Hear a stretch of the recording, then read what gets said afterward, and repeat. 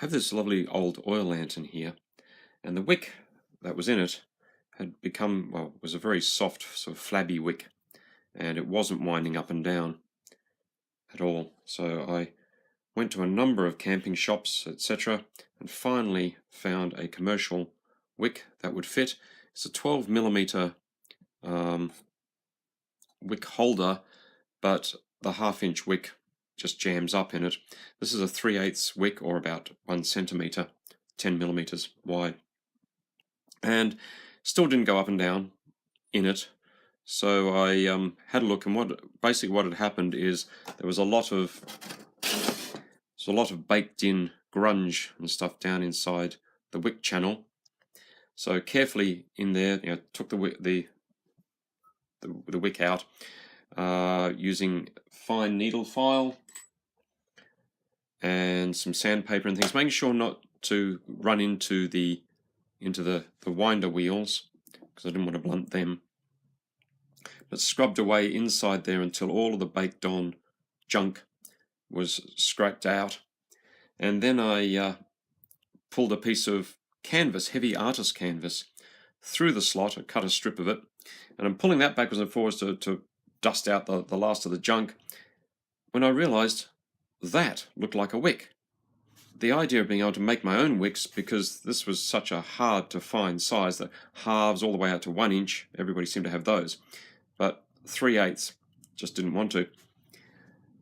And because this is 12 mils across, or just under 1/2 inch, if you cut a 1 inch wide strip of heavy artist canvas, pure cotton, and fold it in half, the folding in half takes away 1mm or 2 in its total length, and therefore it would then fit neatly up and down in the slot and wind up and down.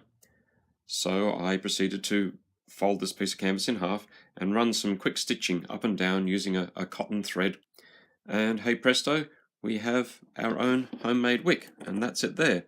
See, your stitching doesn't have to be wonderful and perfect and all that sort of stuff, but what it does is fills up that slot nicely without particularly jamming, and it burns with a very, very clean flame, and does a beautiful job of being a lantern wick.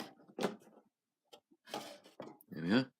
So we've got our adjuster out the side here. Of course, the important thing to know with your materials is that they're natural, plant-based. So cotton, linen, they're fine. You don't want to use wool or animal fibers of any sort, because they'll shrivel, and just think singed hair. So not a nice thought. And the thread that you want to use has to be a natural thread as well. You want it to just glow as a nice ember like that, perfectly clean, no smoke, no bad smell.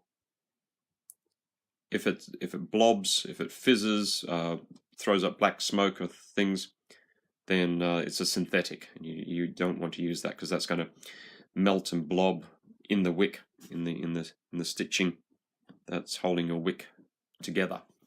Next up is the canvas. This is 12-ounce cotton canvas for artists, so from a good art supply shop. This is unsized. Now, sizing is a coating that's put onto canvas so that when somebody paints on it, their paint doesn't soak straight in to the cloth and spludge or come out looking dry. And you want unsized. You need to measure the throat of the wick channel.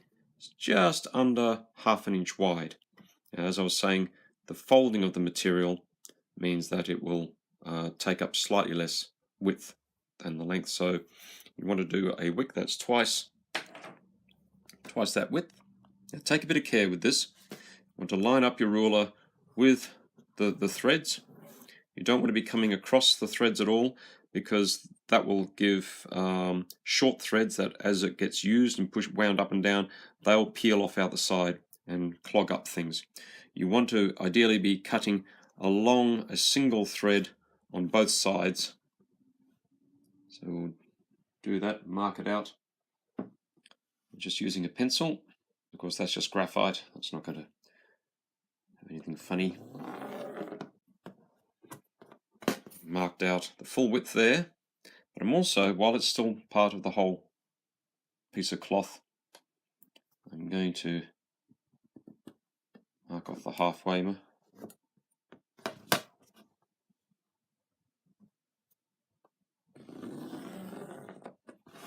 Okay, now carefully cutting along the outer line.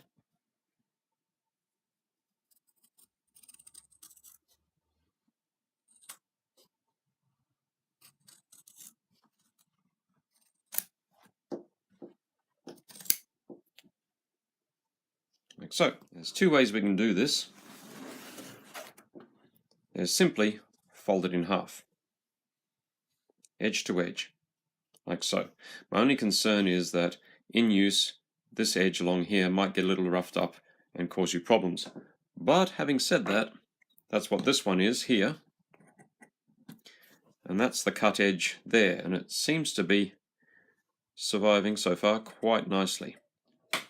A more secure way, I think, would be to fold two edges in like so